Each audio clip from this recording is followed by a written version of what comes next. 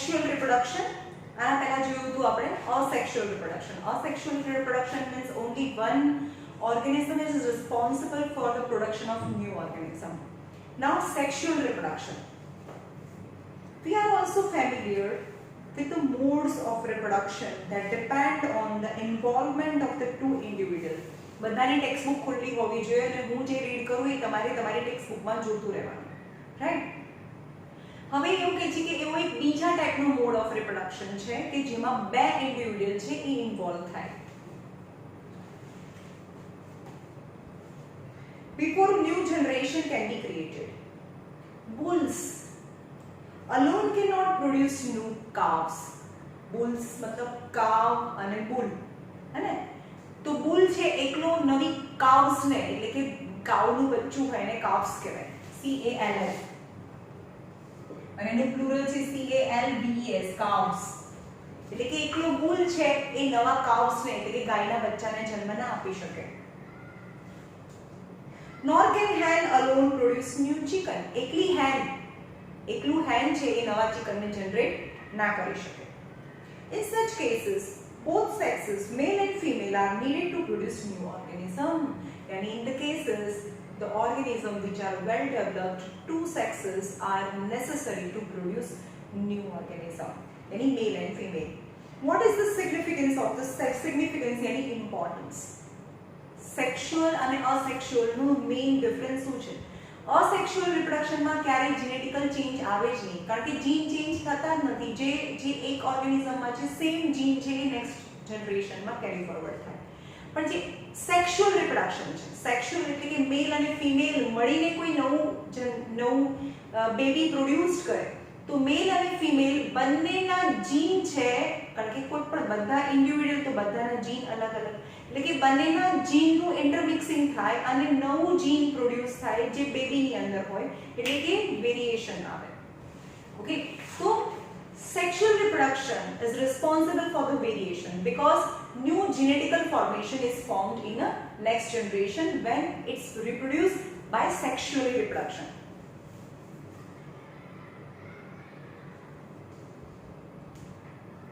What significance of the sexual mode of reproduction? Are there any limitation of a asexual mode of reproduction? Asexual mode of reproduction માં limitation છે? હા, એમાં કોઈ variation નથી આવતું. Bacteria હોય તો બધા બેક્ટેરિયા એક જ ટાઈપના દેખાતા હોય, પણ બધા માણસના ફેસીસ એક જેવા ના હોય, એની હાઈટ જેવી એક જેવી ના હોય, એના કલર્સ એક જેવા ના હોય, એના ફેસીસ એક જેવા ના હોય, કારણ કે એ સેક્સ્યુઅલ રિપ્રોડક્શન છે હ્યુમન. જ્યારે બધા બેક્ટેરિયા એક જ સરખા લાગતા હોય, કારણ કે એ અસેક્સ્યુઅલી રિપ્રોડ્યુસ થાય છે. Which have been discussed above. Why the sexual mode of reproduction? આપણે sexual mode of reproduction કેમ જરૂરી છે? The creation of a new cell from one involve copying of a DNA as well as the cellular apparatus. હવે નવો cell કેવી રીતે બને આપણે આગળના સેક્શનમાં જોયો. એક આ સેલ છે, એનું આ ન્યુક્લિયસ છે, એમાં એક ડીએનએ છે, આ ડીએનએ છે.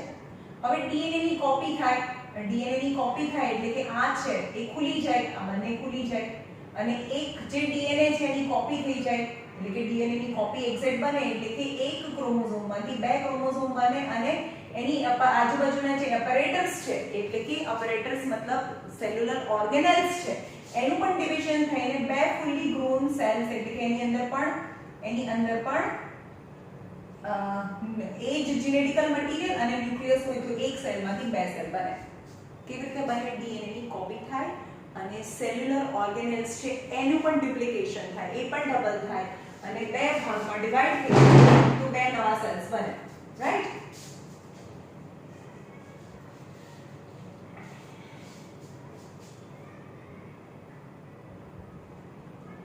But DNA copying mechanism we have noted cannot be absolutely accurate and resultant error are a source of variation in a population of organisms. હવે આપણને આગળ જોયું આપણે કે ડીએનએ ની કોપી છે, કોઈ પણ બાયોલોજિકલ મેકેનિઝમ્સ છે એ 100% એક્યુરેસી ના હોય, 99.99% એક્યુરેસી હોય, પણ તો બી 0.01% છે એમાં વેરિએશન આવે, right? So DNA copying is not 100% accurate, so every time when the cell divide, every time there is a variation created.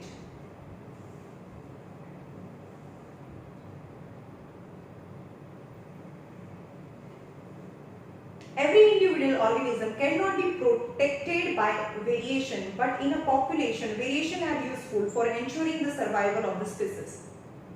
આપણે વેરિએશનને રોકી ના શકીએ. તો હવે એમ કહે છે કે સેક્સ્યુઅલ રિપ્રોડક્શનના ફાયદા કયા? તો પહેલું તો સેક્સ્યુઅલ રિપ્રોડક્શનથી વેરિએશન આવે, એટલે કે બહુ બધી પોપ્યુલેશન છે એમાં વેરિએશન હોય તો સર્વાઇવલના ચાન્સીસ વધી જાય. બધા જ બેક્ટેરિયા એક જ સરખી સ્ટ્રેન્થ હોય તો બધા બેક્ટેરિયા જીવે, પણ વેરિએશનથી બધી પોપ્યુલેશનની સ્ટ્રેન્થ સરખી નથી. જેમ કે કોરોના છે, બધાની ઇમ્યુન સિસ્ટમ સરખી નથી કારણ કે એની અંદર જીન સરખા નથી, તો બધા સર્વાઇવ ના થાય. અને બધા સર્વાઇવ થાય તો દુનિયા આખી માણસોથી જ ભરાઈ જાય, કોઈ મરે જ નહીં એટલું જલ્દી, right? So variation is important because variation create chances of survival for a certain number of the people. It would therefore make sense of organisms come up with reproductive modes that allow more and more variation to be generated. એટલે કે જો sexual reproduction કરે તો એમાં મોર and more variation આવે. અને variation કઈ રીતે આવે? જો એ સેક્સ્યુઅલી રિપ્રોડક્શન કરે તો ન્યૂ ઓર્ગેનિઝમમાં વધારે વેરિએશન આવે and there would be the chances of variation as well as survival.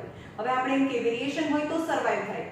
જેમ કે કોઈ બેક્ટેરિયા છે એ 30 ડિગ્રી ટેમ્પરેચરમાં જ જીવી શકે છે, પણ એ સેક્સ્યુઅલી રિપ્રોડક્શન કરે અને એવા વેરિએશન લાવે કે certain bacteria can survive in 40 degree Celsius of water. તો કોઈ બેક્ટેરિયા જીવી જાય અને બાકીના બધા મરી જાય કે એનામાં એવા વેરિએશન આવે કઈ રીતે? તો સેક્સ્યુઅલ રિપ્રોડક્શન કરવાથી વેરિએશન આવે. ઓકે, પણ તમને બેક્ટેરિયાનું એક્ઝામ્પલ આપ્યું છે. બેક્ટેરિયા તો અસેક્સ્યુઅલી બી કરતા હોય, પણ સેક્સ્યુઅલમાં સેક્સ્યુઅલી રિપ્રોડક્શન કરીને વેરિએશન આવે અને વેરિએશન કરવાથી સર્વાઇવલના ચાન્સીસ વધી જાય. While DNA copying mechanisms are not absolutely accurate, they are precise enough to make generation of a variation of a fairly slow process. હવે આપણે એમ કહીએ કે એક્યુરેસી કેટલી છે? એક્યુરેસી 99.99% છે, એટલે વેરિએશન કેટલું આવે? 0.01%, 0.01% આવે, એટલે કે બહુ ઓછું વેરિએશન આવે. ઓકે, તો ઇવોલ્યુશન થતા કેટલો ટાઈમ લાગે? હવે જેમ કે મંકી છે અને એમાંથી આપણે હ્યુમન બની ગયા, દરેક વખતે દરેક જનરેશનમાં ખાલી 0.01% જો વેરિએશન આવતું હોય તો બહુ મોટું વેરિએશન લાવવામાં બહુ ટાઈમ લાગે. એટલે કે મંકીમાંથી હ્યુમન બનવામાં બહુ ટાઈમ લાગી ગયો, right?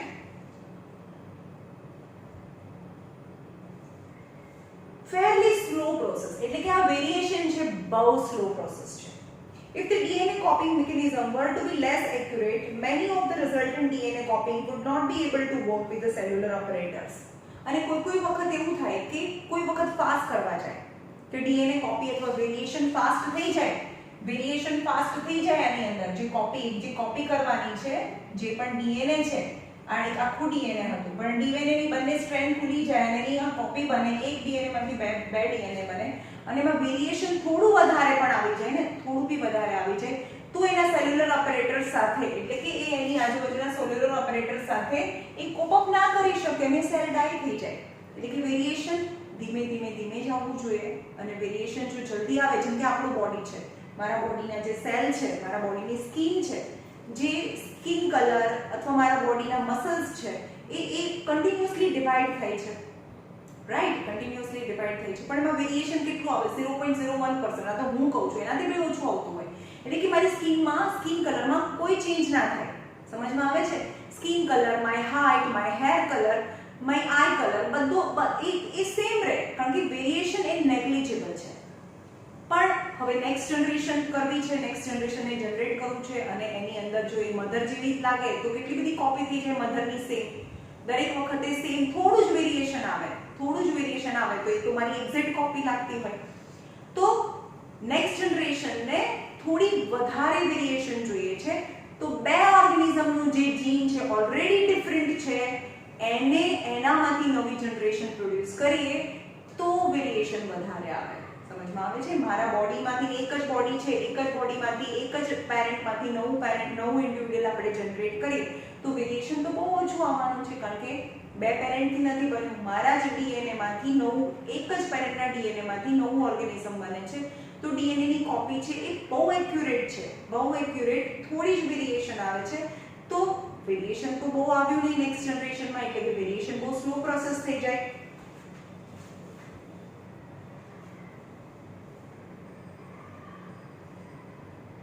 how can the process of making variation be speed up? તો આપણે સ્પીડ અપ કરવું છે, વેરિએશન ને થોડું સ્પીડ કરવું છે. મમ્મી પપ્પા લાગે છે એના કરતા છોકરું બહુ અલગ લાગતું હોય દેખાવમાં, એના જેવું એક્ઝેક્ટ તો લાગતું નથી, એટલે કેટલું બધું વેરિએશન આવ્યું. તો વેરિએશનને સ્પીડ અપ કરવું હોય તો એક સિંગલ પેરેન્ટમાંથી નવું ઓર્ગેનિઝમ જનરેટ થાય તો વેરિએશન આવવાનું જ નથી. એટલે કે બે અલગ અલગ પેરેન્ટ્સના જીનનું ઇન્ટરમિક્સિંગ થઈને નવું ઓર્ગેનિઝમ જનરેટ કરે તો વેરિએશન વધારે આવે, એટલે કે વેરિએશન સ્પીડ અપ થાય. That's why the sexual mode of reproduction is necessary. તો તમને એમ કે why sexual mode of reproduction is necessary? What is the significance? તો એ વેરિએશન ને સ્પીડ અપ કરે. First is each new variation is made up of a DNA copy that is already has variation accumulated from the previous generation. એટલે કે previous generation એટલે કે આપણા બી parents નામાં પણ એના પેરેન્ટ્સમાંથી વેરિએશન આવ્યું હતું અને એ બંને પેરેન્ટ્સ અલગ અલગ પેરેન્ટ્સની જે કોપી છે ડીએનએ ની કોપી છે એમાં પણ વેરિએશન થઈને આપણું બોડી બને, એટલે વેરિએશન સ્પીડ અપ થાય. Thus, two different individuals in a population would have a quite different pattern of accumulation variation. એટલે કે આપણા મધર અને ફાધરમાં એકદમ અલગ પ્રકારના જીન છે, ક્વાઇટ વેરિએશન, અને એ વેરિએશનમાંથી નવું જીન બને એટલે કે આપણી બોડી બને તો ન્યૂ વેરિએશન આવે. રાઈટ? મમ્મી ધોળી હોય પપ્પા કાળા હોય એવું બી હોય ને, ક્વાઇટ ડિફરન્ટ, અને એમાં પણ ડિફરન્સ થઈને નવું જનરેશન બને એટલે કે વેરિએશન ફાસ્ટ થાય sexual રિપ્રોડક્શનમાં.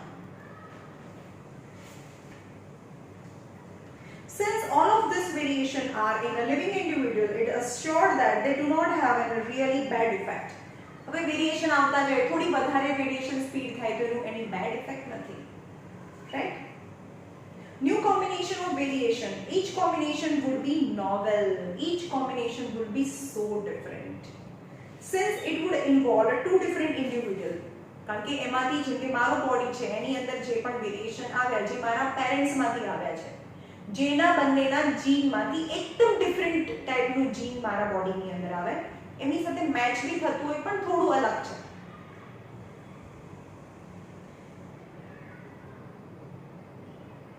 But this created major difficulty.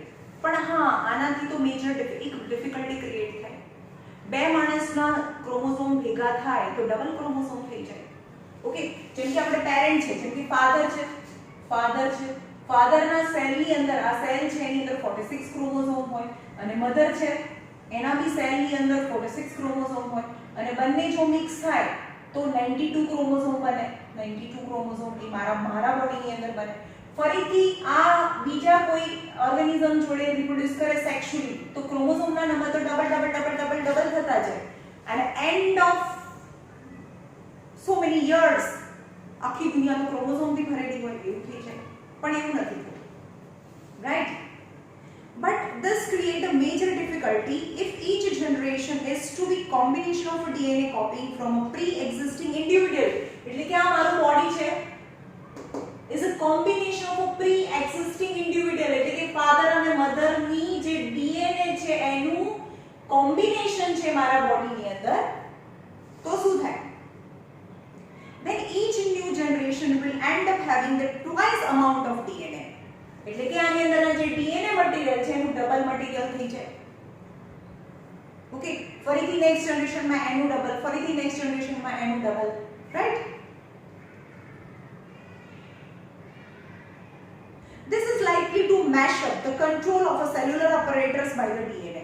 તો ડબલ થતું જાય તો it create a mash up with the cellular apparatus and the number of chromosome increases. હવે આ તો આપણે એમ કહીએ કે દુનિયા તો ક્યાંથી બી બનેલી છે અને દરેક જનરેશનમાં ક્રોમોઝોમના નંબર ડબલ થતા જાય તો આપણું આખું બોડી ક્રોમોઝોમથી બનેલું છે એવું કહી શકાય, અથવા આખી દુનિયા ક્રોમોઝોમથી ભરાઈ જાય.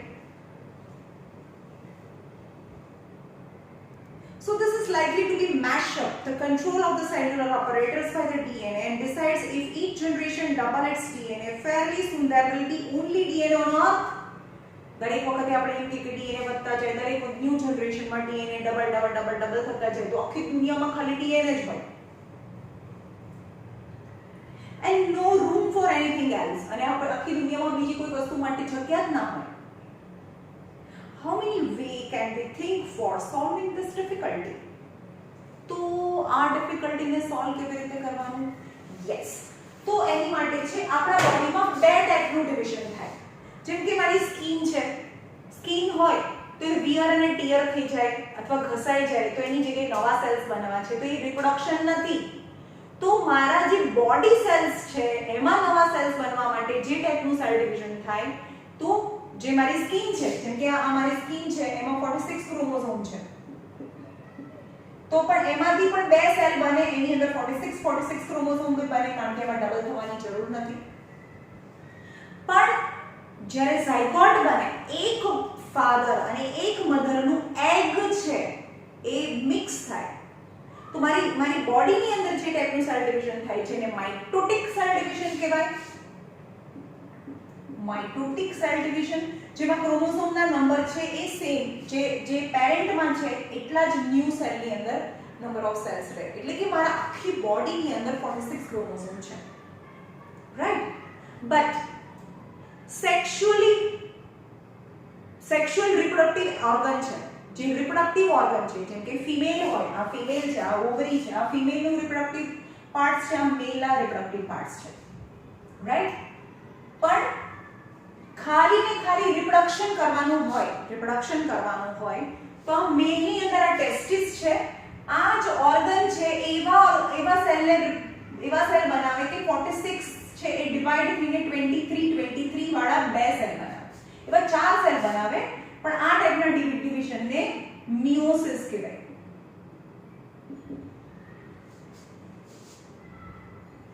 Right, miosis.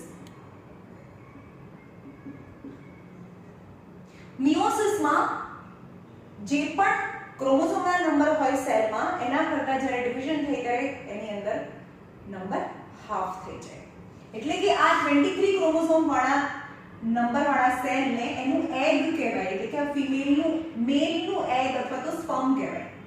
જેમ કે આ સ્પર્મ છે એમાં 23 ક્રોમોઝોમ છે, એવી રીતે આ મેલની અંદર અહીંયાથી જનરેટ થાય 23 ક્રોમોઝોમ વાળું સેલ, અને આ ફિમેલની ઓવરી છે એની અંદરથી પણ એગ જનરેટ થાય, એની અંદર બી 23 ક્રોમોઝોમ્સ હોય.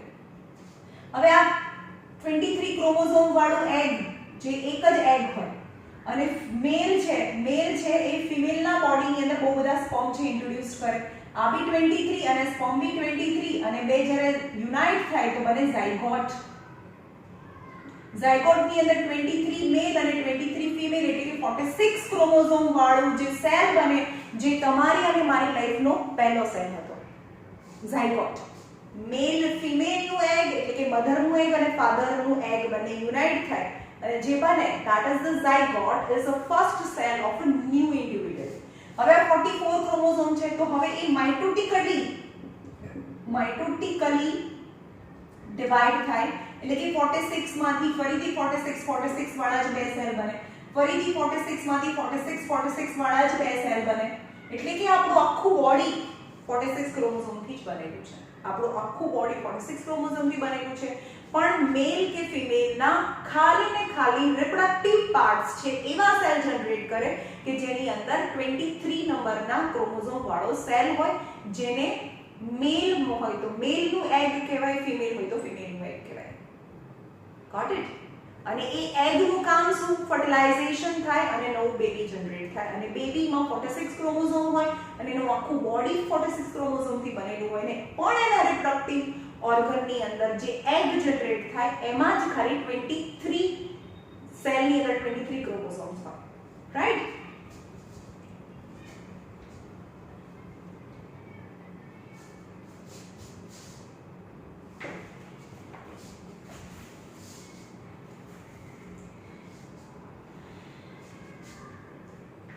હવે જે મેલના એગ છે જેમાં 23 નંબર ઓફ ક્રોમોઝોમ હોય એને જર્મ સેલ કહેવાય. Okay, germ cell. અને ફિમેલનું જે એગ છે એને તો આપણે એગ જ કહીએ છીએ, મેલના એગને જર્મ સેલ બી કહેવાય અથવા સ્પર્મ કહેવાય. પછી ઝાયગોટ બને. Zygote is to grow and develop into organism which has highly specialized tissue and organ. હવે જેમ આ મધરના વોર્મની અંદર 46 ક્રોમોઝોમ વાળું 26 એટલે 46 ક્રોમોઝોમ વાળો એક સેલ છે એ ડિવાઈડ થઈને બે સેલ બને, ફરીથી ડિવાઈડ થાય, ફરીથી ડિવાઈડ થઈને 4 સેલ બને, ફરીથી ડિવાઈડ થઈને નંબર ઓફ સેલ્સ વધતા જાય. પહેલા અનસ્પેશિયલાઇઝ્ડ હોય, ખાલી લમ્પ ઓફ એક મસલ્સ નો મતલબ એક lump of blood and muscles હોય. પછી જેમ મંથ પ્રેગ્નન્સીના મંથ વધતા જાય એમાં સ્પેશિયલાઇઝેશન આવતું હોય, ધીમે ધીમે એમાં હાથ બને, પગ બને, હાર્ટ બને, લંગ્સ બને. એટલે કે પહેલા અનસ્પેશિયલાઇઝ્ડ હોય ઇનિશિયલ મંથ ઓફ ધ પ્રેગ્નન્સીમાં, ખાલી એમાં સેલ્સના નંબર જ વધતા જાય. પણ 2-3 મંથ પછી એમાં સ્પેશિયલાઇઝેશન આવતું જાય સેલમાં અને ઓર્ગન્સ બનતા જાય, ટિશ્યુઝ બનતી જાય.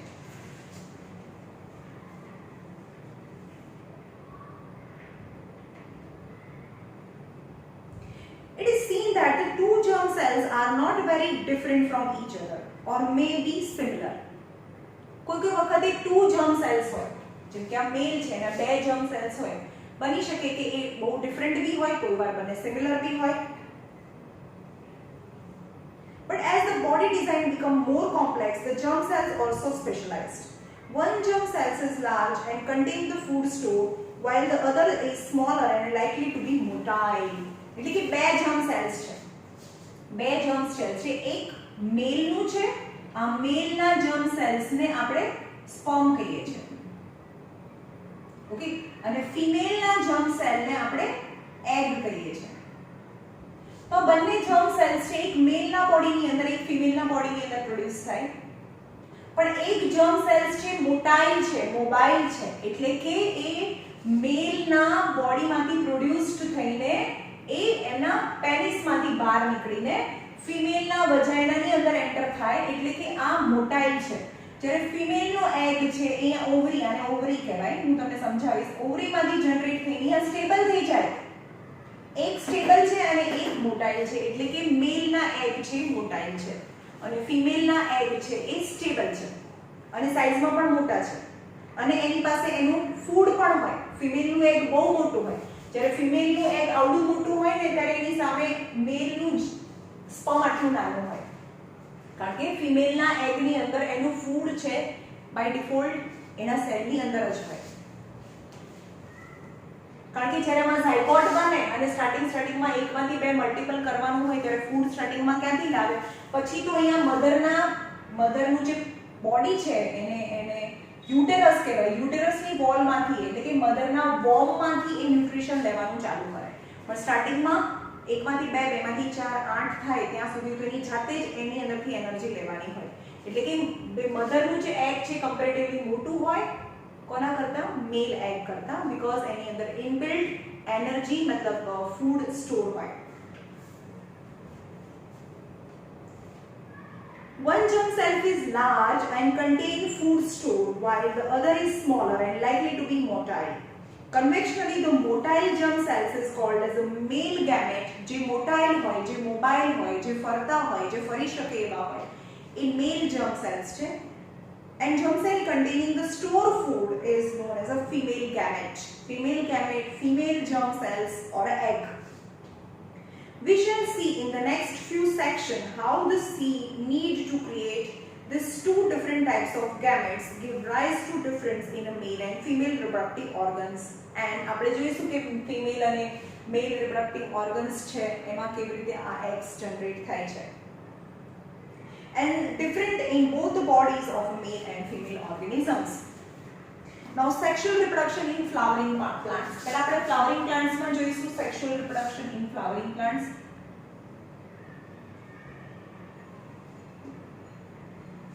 ચલો આ એક ફ્લાવર છે, ટિપિકલ ફ્લાવર છે. ફ્લાવરના કેટલા પાર્ટ્સ છે? એક તો ફ્લાવરની પહેલા નીચે ડંડી હોય, ઓકે, એને પેડિસલ કહેવાય.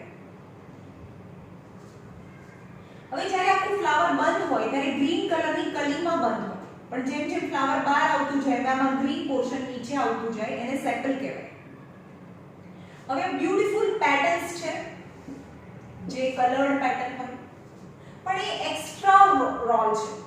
પણ રિપ્રોડક્ટિવ પાર્ટ કયા છે? Female part. આ છે ફિમેલ પાર્ટ, આ છે આખું ફિમેલ પાર્ટ અને આ છે male reproductive part. Female reproductive part મેં બતાવ્યું છે. ફિમેલ રિપ્રોડક્ટિવ પાર્ટમાં ઉપરનું જે સ્ટેજ જેવું પોર્શન છે એને પ્લેટફોર્મ જેવો પાર્ટ છે જેને સ્ટિગ્મા કહેવાય. ઓકે, પછી આ લોંગ ટ્યુબ જેવો પાર્ટ છે એ સ્ટાઇલ છે, એટલે કે ફિમેલ સ્ટાઇલ મારે ને સ્ટાઇલ. અને નીચેનો જે આ ફૂલેલો ભાગ છે એને ઓવરી કહેવાય. અને આખા ફિમેલ જે પાર્ટ છે, આખું જે ફિમેલ પાર્ટ છે એને પિસ્ટિલ કહેવાય. આખું જે પાર્ટ છે એને પિસ્ટિલ કહેવાય અથવા ગાયનોશિયમ કહેવાય. પિસ્ટિલ અને બહુ બધી પિસ્ટિલ મળીને ગાયનોશિયમ બને. હવે આ છે મેલ રિપ્રોડક્ટિવ પાર્ટ. મેલ રિપ્રોડક્ટિવ પાર્ટના બે ભાગ છે, એક લોંગ એન્ડ સ્લેન્ડર ફિલામેન્ટ અને ઉપર હોય બોબ જેવું સ્ટ્રક્ચર હોય, તો આને કહેવાય ફિલામેન્ટ અને આને કહેવાય એન્થર. ઓકે, અને મેલ પાર્ટને સ્ટેમેન કહેવાય. શું કહેવાય? એન્થર અને ફિલામેન્ટને મળીને સ્ટેમેન કહેવાય. સ્ટેમેન, right? The reproductive part of an angiosperm. Angiosperming કોને કહેવાય? Angiosperming plant is seed producing. જે પ્લાન્ટની અંદર સીડ પ્રોડ્યુસ થાય, સીડ પ્રોડ્યુસ થાય એને એન્જિયોસ્પર્મિક પ્લાન્ટ કહેવાય. યાદ રાખજો, right? And are located in flower. Reproductive part શેમાં હોય? પહેલા તો ફ્લાવર અને એમાંથી સીડ આવે તો એ એન્જિયોસ્પર્મમાં જ આવે અને રિપ્રોડક્ટિવ પાર્ટ પ્રેઝન્ટ હોય ફ્લાવરની અંદર. Reproductive parts are present in flower. You have already studied the different parts of the flower: sepal, petals, stamen, yani male reproductive part, and carpel. એટલે carpel જો female reproductive part ના કેટલા part છે? carpel બી કહેવાય. Female બહુ બધું, female car લઈને જાય, ફિમેલ પિસ્તોલ લઈને જાય, કારમાં પિસ્તોલ લઈને જાય છે એમ. ફિમેલ એવું યાદ રાખવાનું, કારમાં ફિમેલ હાથમાં પિસ્તોલ લઈને જાય છે એટલે એને કાર્પેલ બી કહેવાય. પછી પિસ્તિલ કહેવાય, પિસ્તોલ નહીં પણ પિસ્તિલ, પિસ્તિલ યાદ રાખવાનું છે. અને એને ગાયનોશિયમ બી કહેવાય. ગાયનોશિયમ એ બધા ફિમેલ રિપ્રોડક્ટિવ પાર્ટના નામ છે. ગાયનોશિયમ એટલે બહુ બધા, આ એક પાર્ટ છે ને, આવું એક સેક્શન હોય તો એને એક પિસ્તિલ કહેવાય. પણ બહુ બધી પિસ્તિલ મળે ને તો એને ગાયનોશિયમ કહેવાય, રાઈટ? અથવા એકને પિસ્તિલ બી કહેવાય, કાર્પલ બી કહેવાય, રાઈટ? તો કારમાં પિસ્તોલ લઈને જાય છે, રસ્તામાં કાય મળે છે, એવું બી યાદ રાખો. કાર્પેલ, પિસ્તિલ બી કહેવાય અને ગાયનોશિયમ. That are the name of the female reproductive part.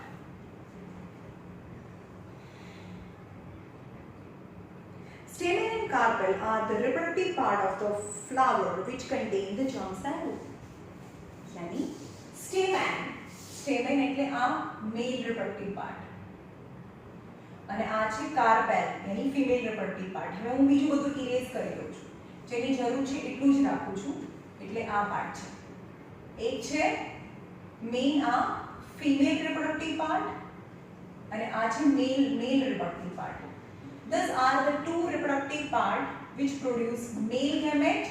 stamen છે male egg બનાવે અને જે pistil છે અહીંયા female egg બનાવે. એટલે કે અહીંયા આગળ male નું egg છે, આ female નું egg છે. આ જે બંને જ્યારે મિક્સ થાય ત્યારે ઝાયગોટ બને અને ઝાયગોટ ડેવલપ થાય ત્યારે seed બને, રાઈટ? એટલે કે આને ટ્રાવેલ કરીને અહીંયા સુધી પહોંચવાનું છે. હંમેશા મેલ એગ છે એ મોટાઇલ હોય અને ફિમેલ એગ છે એ સ્ટેબલ હોય. આ તો અહીંયાથી ક્યાંય ના જાય, આ તો અહીંયા જ ફિમેલ એગ છે, right? What possible functions could the petal and sepal serves? Petal નું કામ શું છે? પેટલ એટલે પંખુડી, જે કલર્ડ પાર્ટ છે. એક તો એમાં સ્મેલ હોય અને આ કલર્સ હોય તો એટ્રેક્ટ ધ ઇન્સેક્ટ. આના પર ઇન્સેક્ટને એટ્રેક્ટ કરે એટલે અહીંયા ફરતી અહીંયા બેસીને અહીંયા બેસે એટલે કે આ પોલન ગ્રેન્સ છે, આ પોલન ગ્રેન હોય જેની અંદર મેલ એગ હોય, તો અહીંયા બેસે પછી અહીંયા બેસે એટલે પોલન ગ્રેન ને શેમાંથી સ્ટેમેન માંથી મતલબ એન્થર માંથી, આ એન્થર છે ને આટલું, એન્થર થી સ્ટિગ્મા સુધી, આ જે ઉપરનો જે પાર્ટ છે ને સ્ટિગ્મા કહેવાય, આનો ઉપરનો ભાગ છે ને એન્થર કહેવાય. એટલે કે પોલન ગ્રેન ને એન્થર થી સ્ટિગ્મા સુધી લઈ જવામાં કોણ છે, બહુ બધા ટાઈપ્સના મોડ્સ ઓફ પોલિનેશન હોય ને પોલિનેશન કહેવાય કે અહીંયાથી પોલન ગ્રેન ઉડીને અહીંયા સુધી જવાની જે પ્રોસેસ છે ને પોલિનેશન કહેવાય. પોલિનેશન માટે વિન્ડ હોય, વોટર હોય, ઇન્સેક્ટ હોય, રાઈટ. તો ઇન્સેક્ટ એની જે પેટલ્સ છે એ કેમ બ્રાઇટ કલર હોય, because bright color as well as fragrance attract the insect, અને insect attract કરે તો પોલન ગ્રેન છે એને સ્ટિગ્મા સુધી પહોંચાડવામાં હેલ્પ કરે. અને સેપલ નું કામ શું, નીચે આ સેપલ છે, નીચે આ સેપલ ગ્રીન, તમને ખબર હોય કે રોઝ હોય જ્યારે એની બર્ડ હોય આખું ફ્લાવર ખુલી ના ગયું હોય, જ્યારે બહુ નાનું હોય ત્યારે બંધ હોય, કલી હોય, તો એ સેપલ છે એ પ્રોટેક્ટ કરે, કારણ કે અંદરના પાર્ટ્સ જે બહુ ડેલિકેટ હોય, તો sepal protect the female and male reproductive parts when they are very delicate as well as they are green in color, so they perform the photosynthesis and produce the food for the flower, right. they photosynthesis કરીને food બી બનાવે, એ સેપલ નું કામ છે. જ્યારે કલી હોય, રોઝની કળી હોય ત્યારે એની પર ગ્રીન છે આમ બંધ હોય, તો અંદરના ડેલિકેટ પાર્ટને પ્રોટેક્ટ બી કરે અને પોતે ગ્રીન છે એટલે ફોટોસિન્થેસિસ કરીને ફ્લાવર માટે ફૂડ બી બનાવે. The flower may be unisexual. હવે કોઈ ફ્લાવર શું હોય, કોઈ ફ્લાવર છે એ યુનિસેક્સ્યુઅલ હોય, એટલે કે એક જ ફ્લાવરમાં બંને મેલ અને ફિમેલ પાર્ટ બંને પ્રેઝન્ટ ના હોય, જેમ કે પપૈયા અને વોટરમેલન. મતલબ એક પપૈયાનું ઝાડ અહીંયા હોય તો બીજું પપૈયાનું ઝાડ બાજુમાં હોવું જ જોઈએ પપૈયા તમારે જનરેટ કરવા હોય તો. એક પપૈયા ઉપર ક્યારેય પપૈયાનું ફ્રૂટ ના આવે, કારણ કે મેલ ટ્રી છે, મેલ ટ્રી કોઈ દિવસ પ્રોડક્શન ના કરે, ફિમેલ જ રિપ્રોડક્શન કરે, મતલબ ફિમેલ એ હંમેશા ફિમેલ જ છે એ ફ્રૂટ્સ અથવા સીડ્સ જનરેટ કરે. ખાલી મેલનું કામ શું છે, એ પોલન ગ્રેન છે એની ઉડીને બીજા કોઈ ટ્રી છે, કારણ કે પપૈયામાં જે ફ્લાવર છે એક મેલ ટ્રી છે બીજું ફિમેલ ટ્રી છે, બંને પર ફ્લાવર આવે છે, પણ આ ફ્લાવરમાં ખાલી આ મેલ પાર્ટ જ ઉગે છે અને બીજું જે ટ્રી છે એમાં પણ ફ્લાવર આવે પણ એમાં ખાલી ફિમેલ પાર્ટ જ છે. એટલે કે એક ટ્રીના મેલ ફ્લાવરની પોલન ગ્રેન ઉડીને બીજા ટ્રીના ફિમેલ ફ્લાવર પર ઉડીને એને સ્ટિગ્મા પર પડે ત્યારે રિપ્રોડક્શન થાય. અને જે મેલ ટ્રી છે એમાં ક્યારે પપૈયા ના આવે, ફિમેલ ટ્રી છે એમાં રિપ્રોડક્શન થાય એટલે કે પોલિનેશન થાય તો ફિમેલ ટ્રી ઉપર પપૈયા આવે, રાઈટ. તો પપૈયા, watermelon possess unisexual flower. Unisexual flower એટલે કે ફ્લાવરમાં ખાલી ફિમેલ પાર્ટ હોય અથવા તો મેલ પાર્ટ જ હોય. While some other flowers like they are the bisexual, એટલે કે એક જ ફ્લાવરની અંદર મેલ અને ફિમેલ પાર્ટ બંને એક જ ફ્લાવરમાં હોય, like hibiscus, mustard, when it contain both stamen and carpel. Stamen is the male reproductive part and it produce pollen grain. Stamen કોને કહેવાય, આ stamen છે, આ man છે, આ female છે, આ stamen છે. Stamen produced anther, yani stamen is a male reproductive part which produce pollen grains. Pollen grains produce करे, pollen grains which produce pollen grain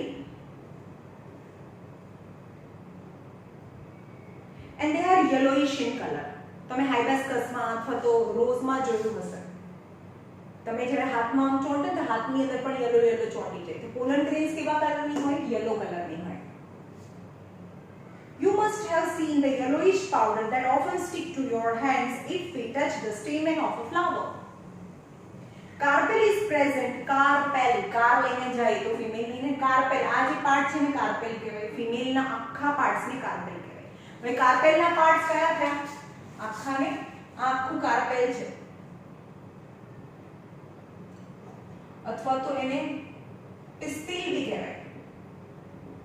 એટલે એના પાર્ટ છે સ્ટિગ્મા, સ્ટાઇલ ઓવરી. એટલે કાર્પેલના પાર્ટ કહો કે પિસ્ટિલના પાર્ટ કહો. Carpel is present in the centre of the flower. હંમેશા કાર્પેલ ક્યાં હોય? સેન્ટરમાં હોય. અને એની આજુબાજુમાં બહુ બધા સ્ટેમેન હોય, right? And it is the female reproductive part. It is made up of 3 parts. હવે કાર્પેલ છે 3 પાર્ટ્સ થી બનેલું છે. તો ઉપરનો swollen part is ovary. ઉપરનો જે ફૂલેલો ભાગ છે, સોરી નીચેનો જે ફૂલેલો ભાગ છે એને ovary કહેવાય. The middle elongated part, middle elongated એટલે long tube like elongated એટલે ટ્યુબ જેવા સ્ટ્રક્ચર ને સ્ટાઇલ કહેવાય. And the terminal part એટલે છેડાનો ભાગ which may sticky and feathery એટલે કે ઉપરનું જે સરફેસ છે થોડું સ્ટીકી હોય, થોડું feathery પણ હોય. કેમ? કાણી પર જે પોલન ગ્રેન આમ પડે ને તેની સાથે ચોંટી જાય. પ્લેટફોર્મ જેવો ભાગ એને સ્ટિગમા કહેવાય. તો ઓવરી contain ovules. આ ઓવરીની અંદર ઓવ્યુલ્સ હોય which is known as a female egg. And each ovule has an egg. એટલે કે આ ઓવ્યુલ છે અને ઓવ્યુલ ઓવરીની અંદર ઓવ્યુલ હોય અને ઓવ્યુલની અંદર એગ હોય. આને ઓવ્યુલ કહેવાય. The male germ cell produced by the pollen grain fused with the female gamete present in the ovule. This fusion of the germ cell or fertilizing gives us the zygote. હવે શું કહે છે કે આ pollen ગ્રેનની અંદર જે મેલ gamete છે એ અહીંયા બતાવ્યું છે. આ મેલ ગેમેટ છે ને એ ઉડીને અહીંયા ક્યાં જાય? ટ્રાન્સફર થઈ પોલિનેશન થઈને સ્ટિગ્મા પર પડે. એટલે અમે બતાવ્યું છે આ પોલન ગ્રેન. હવે એ શું કરે? પોલન ટ્યુબ બનાવે. જ્યારે એની પર પડે આ સ્ટાઇલ છે, આ બાજુની જે ફિમેલનો પાર્ટ હતો એ સ્ટાઇલની અંદર એક ટ્યુબ બનાવે જેને પોલન ટ્યુબ કહેવાય. હવે પોલન ટ્યુબ થ્રુ જે મેલ ગેમેટ છે એ ટ્રાન્સફર કરે, એ ટ્રાવેલ કરે અને ઓવરીની અંદર જે ઓવ્યુલ્સ છે એની અંદર જે એગ છે, ઓવરીની અંદર આ ઓવરી છે, ઓવરીની અંદર ઓવ્યુલ્સ છે અને એની અંદર જે એગ છે. એટલે કે જે મેલ ગેમેટ છે એ ફિમેલ ગેમેટ એટલે કે એગ સાથે એક ફર્ટિલાઇઝ થાય. એટલે કે આ એગ અને મેલ ગેમેટ તો શું બનાવે? ઝાયગોટ. ઝાયગોટ મીન્સ નવા ઇન્ડિવિડ્યુઅલ એટલે કે નવા ઓર્ગેનિઝમની લાઈફનો પહેલો સેટ, રાઈટ? હવે ધીમે ધીમે શું થાય? ધીમે ધીમે હવે આપણે એમ કહીએ કે આપણું બોડી છે, આપણું બોડી કેવી રીતે બન્યું? એક સેલથી બન્યું. પણ પછી પછી ડિવાઇડ તો થયું ને. આખું બોડી આપણા મધરના બોડીની અંદર આખા બોડીનું ફોર્મેશન થયા પછી આપણો બોન થાય છે. એક સેલ બની ગયો એટલે કે આપણો બોન ના થઈ જાય, પછી ડેવલપ થાય ને. તો અહીંયા પણ આ ઝાયગોટ બને. ઝાયગોટ ડેવલપ થાય અને એની અંદર સીડ, એને જે ડેવલપ થાય એને સીડ કહેવાય. અને સીડને ખોલો ને તો એની અંદર નાનું બેબી પ્લાન્ટ હોય. તમે કોઈ બી સીડને ખોલો, અંદર બેબી પ્લાન્ટ પહેલેથી હોય. આપણે એમ કહીએ કે હા તમે સિંગ જોજો, પીનટ જેને કહીએ, એને ખોલજો અને એકદમ ધ્યાનથી જોજો. તેની અંદર સફેદ કલરના એના લીફ પણ દેખાય ને રૂટ પણ દેખાય. એટલે કે ઓલરેડી બેબી પ્લાન્ટ અંદર જનરેટ થઈ ગયું છે અને મોટું કરવાનું છે બેબી પ્લાન્ટને, રાઈટ? જમીનમાં નાખો એટલે બેબી પ્લાન્ટ છે એ મોટું થાય. પ્લાન્ટ અંદર ઓલરેડી છે બેબી પ્લાન્ટ. સમજમાં? સીડ નથી, સીડની અંદર પ્લાન્ટ છે, રાઈટ? જેમ કે આ સીડ છે, આ સીડ છે. આ સીડની અંદર નાનું પ્લાન્ટ હોય જ, જેના ઉપરના ભાગમાંથી શું બને? શૂટ બને અને નીચેના ભાગમાંથી રૂટ બને. ઓકે, તો અહીંયા છે જે રૂટ બને ને એને નીચેના ભાગને રેડિકલ કહેવાય અને ઉપરના ભાગને પ્લુમુલ કહેવાય. જેમાંથી શૂટ બનવાનું છે એને પ્લુમુલ કહેવાય અને જેમાંથી રૂટ બનવાનું છે એને રેડિકલ કહેવાય, right?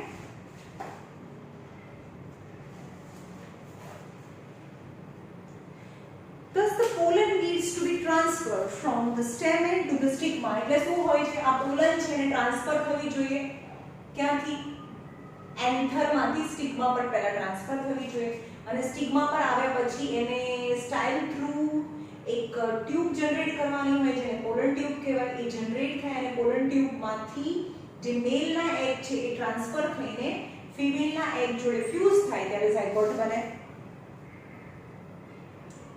If this transfer of pollen grain in the same flower, it is referred to be self pollination.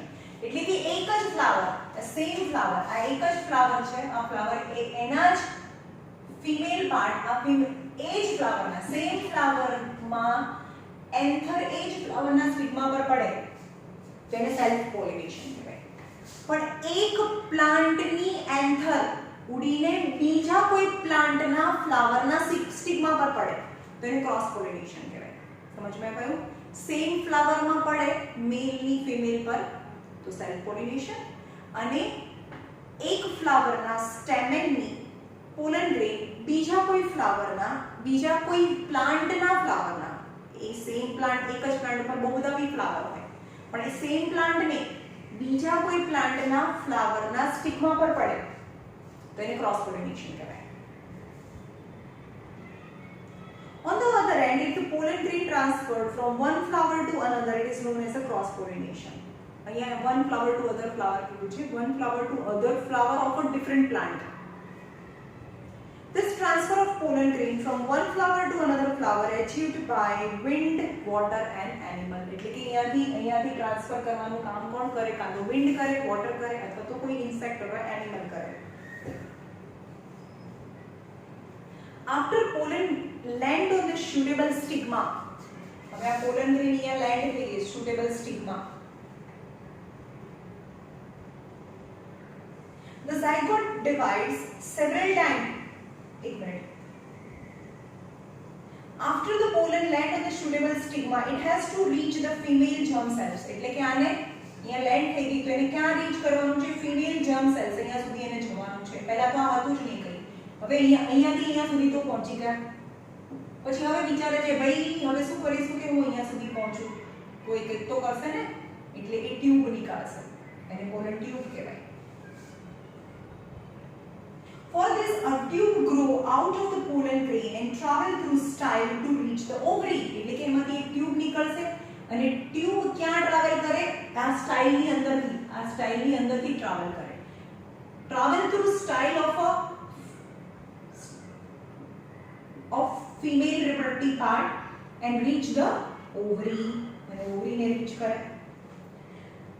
After fertilization, the zygote divides several times to form an embryo within the ovules. એટલે ઓવ્યુલ્સ ની અંદર જ આ ઓવ્યુલ્સ છે, આ ઓવરી હતી એની અંદર આ ઓવ્યુલ્સ છે. ઓવ્યુલ્સ ની અંદર શું જાય? આ મેલ એગ, ફિમેલ એગ હતું, ફિમેલ એગ તો હતું જ અંદર, અંદર મેલ એગ પણ જતું રહે અને એ બંને ફ્યુઝ થઈ જાય. ક્યાં? આ ઓવરી, આ ઓવ્યુલ્સ. ઓવ્યુલ્સ ની અંદર જે સેવરલ ટાઈમ ડિવાઇડ થાય. ઓકે, આ ઇરેઝ કરી દઉં છું, તમને બતાવો.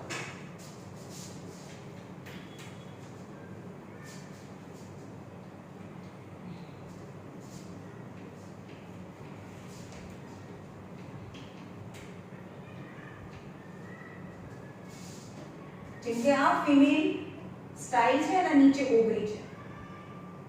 ઓકે, ઓવરી છે, આ ઓવરી, આ ઓવ્યુલ્સ છે અને એની અંદર એનું એગ હોય.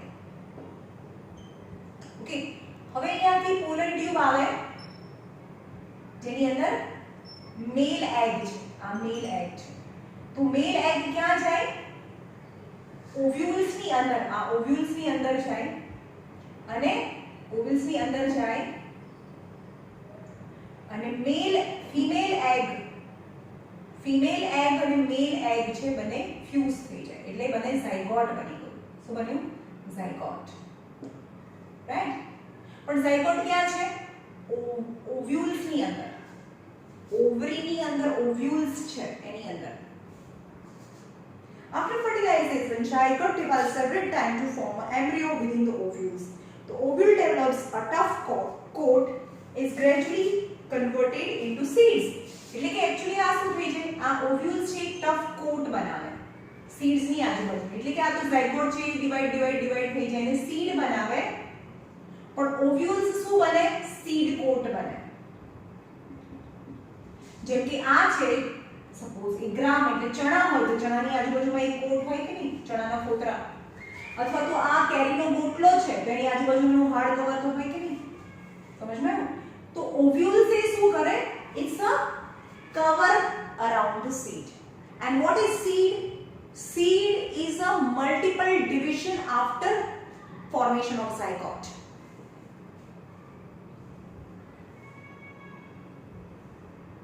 તો ઓવરી grow rapidly and ripen. અને આ ઓવરી છે આજુબાજુનું, આ જો આ સીડ છે, આ સીડ કોટ છે એટલે કે મોટલી છે ને એની પરનું હાર્ડ કવર છે. હવે આ જો ઓવરી છે ગ્રો રેપિડલી એન્ડ રાઇપન એટલે કે આ છે એ રાઇપ થઈ જાય એટલે કે આ મેંગો થઈ જાય, મેંગોનો પલ્પ જે આપણે ખાઈએ છીએ એ. અને ઓવરીની જે વોલ છે એ મેંગોની છાલ થઈ જાય એટલે કે આ મેંગોની પીલ છે, આ મેંગોનો રસ છે, આ કેરીનો હાર્ડ ગોટલો છે અને એની ગોટલાની અંદર જે નીકળે આ એનું સીડ છે. સમજ્યું? These are the process. यानी zygote divide several times and form seed. Ovules, wall of ovules has become the wall of seed. Now ovary grow and ripen and become the ripe fruit, and wall of the ovary become the wall of the fruit, not seed. Wall of ovary is a wall of a fruit, and wall of ovules is become the wall of a seed. And meanwhile, હવે એની જે reproduction નું કામ હતું એ બધું તો ખતમ થઈ ગયું એટલે કે નીચે જે ગ્રીન કલરના જે સેપલ હતા એ કલર્ડ પેટલ હતી એ બધી વિથર થઈ જાય, એની પંખોડીઓ પડી જાય, right? Sepal, petal, stamen, style and stigma may shrivel and fall off. એટલે કે આ ઉપરના જે પણ પાર્ટ હતા ને બધા shrivel થઈ જાય, fall off થઈ જાય. આપણે હવે અહીંયા જ ફોકસ કરવાનું છે. એની સિવાય અહીંયા સ્ટાઇલ હતી, સ્ટેમેન હતા, ફ્રેગ્રન્ટ એટલે એકદમ સ્મેલ વાળી પેટલ્સ હતી, નીચે ગ્રીન કલરના સેપલ હતા, બધું પડી જાય, shrivel થઈ જાય, મુરઝાઈ જાય. Have you ever observed any flower part still persisting in the flower? કોઈ વખતમાં ફ્લાવરના પાર્ટ છે પરસિસ્ટ કરે. ફોર એક્ઝામ્પલ બ્રિંજલ છે, આ બ્રિંજલ છે તો એની અંદર શું છે? આ બ્રિંજલ છે તો બ્રિંજલની અંદર આ ગ્રીન કલર એ શું છે? નીચેનું સેપલ છે, આ ફ્રૂટ થઈ ગયું, સમજમાં? તો એની અંદર આ સેપલ હજી પણ એક્ઝિસ્ટ કરે. ટોમેટોઝની અંદર પણ આ ટોમેટોઝ હોય તો કોઈ વાર અહીંયા ગ્રીન કલર હોય, આવા આ ટોમેટોઝ હોય તો સેપલ એના પ્રેઝન્ટ હોય. મોસ્ટ ઓફ ફ્રૂટની અંદર સેપલ ના હોય. મેંગો લઈ આવો તો સેપલ ના હોય, સેપલ પેટલ બધું પડી ગયું હોય, રાઈટ? પણ બ્રિંજલમાં hard and fleshy sepals are present. Tomato sometime sepals are present. કોઈકવાર ટોમેટોમાં ગ્રીન પાર્ટ છે આ પ્રેઝન્ટ હોય, કોઈકવાર ના હોય. Try and work out advantages of a seed formation for the plant. The seed contain the future plant. એટલે કે seed છે એની અંદર future plant હોય. હવે seed ને તમે ખોલો, કોઈ પણ seed ને ખોલો તો આ બંને seed leaves હોય, આ બંને seed leaves કહેવાય, જેની અંદર ફૂડ સ્ટોર થયેલું હોય. જ્યારે કોઈ પણ seed ને નીચે જમીનની અંદર ઉગાડો તો ત્યારે તો એને સનલાઇટ મળતી ના હોય, તો ત્યારે એ નાના પ્લાન્ટમાંથી મોટું થવા માટે જે એનર્જી મળે એ સીડ લીવ્સમાંથી મળે. એટલે કે આ એની અંદર ફૂડ સ્ટોર હોય અને એ બંનેને અટેચ કરે. તમે સીડની અંદર ઉપર નાનું એકદમ ડોટ જેવું બંનેને અટેચ હોય, એ કોઈ વાર બંને ખોલો ને તો એ પડી જાય, એ તમારું ન્યૂ પ્લાન્ટ છે, બેબી પ્લાન્ટ છે. એટલે કે અહીંયા બેબી પ્લાન્ટ હોય જે બંનેને અટેચ કરેલું હોય. જ્યાંથી અટેચ કર્યું હોય એનો ઉપરનો ભાગ છે શૂટ બનાવે જેને પ્લુમુલ કહેવાય અને નીચેના ભાગને રેડિકલ કહેવાય. એને સમજાવી દીધું તમને. રેડિકલ એટલે રૂટ્સ બનાવે. The seed contain the future plant of embryo which develop into seedling. Seedling એટલે baby plant under appropriate condition when soil, water, oxygen all get by the seed, then it developed into new baby plant. The process is known as a germination. એટલે germination એટલે કે baby seed ની અંદરથી plant, જે baby plant અંદર હતું જ actually એ મોટું થઈને બહાર આવે, એને germination કહેવાય. Now reproduction in human beings અહીંયા ડ્રો તો કરી રાખી હતી, પણ આજે બહુ ટાઈમ જતો રહેશે કારણ કે હજી 1 hour જતો રહેશે એટલે આપણે કાલે